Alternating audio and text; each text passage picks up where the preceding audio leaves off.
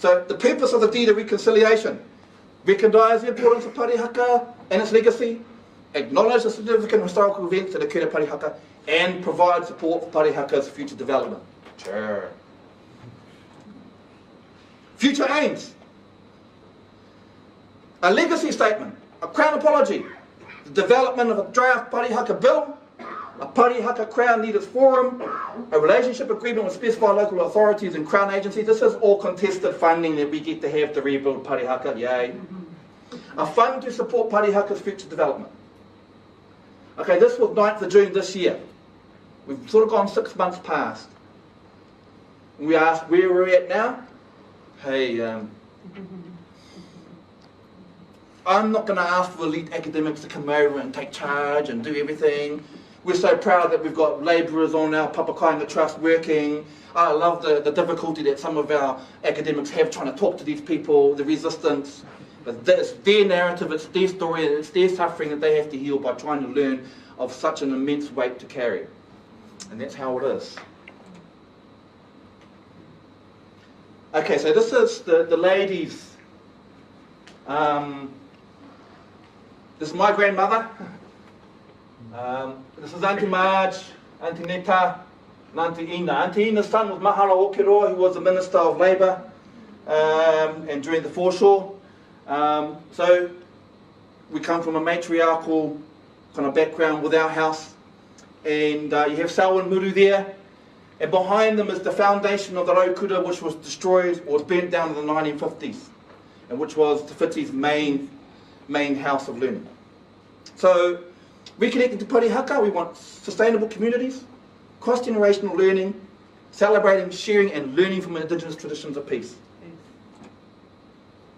We want post-reconciliation building. We want to forge a new geopolitical identity. Sounds cool, I don't know what that is. Imagining a new modernity for Parihaka. And our Auntie's DIY, she's entrepreneurship. You'll see the movie tonight. It's all on your shoulders, just done it. I mean, say, Crown, click your fingers, click your hands, just like you did with the invasion and rebuild it. That's part of me. You owe us. We need to constitute the Kawanata Ronga into constitutional arrangements. We need to move Parihaka into a legitimate place into the mainstream discourse of peace. And we need to advance, as we already have, as part of the call to commemorate the 5th of November, Caritas and other church groups have already come and built educational resources around Parihaka.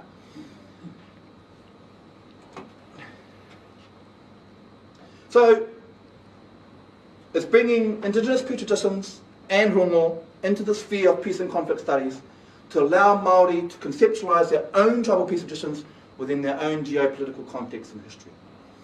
It allows an Indigenous rethinking of pacifism and reinforces Indigenous ways of being. And so, this is why I sort of think that rongo is time for the Māori God of peace.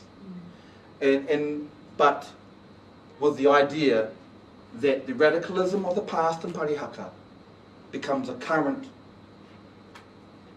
and implemented and institutionalised into our community as non-violent direct action training. That we understand how to analyse power, that we understand that we need to move into directions with rongo being non-violent, and then imagine beyond what the future is.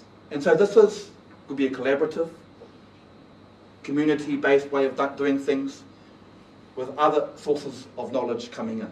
And so part of it is we always want others to help, we always want to do it ourselves, but we also think that we do have significance given the way that New Zealand is calling for Parihaka to maybe raise the discourse of peace as a national treasure. As I said at the meeting at Kati Huirapa, we don't mind that, but we do mind being rushed into doing that.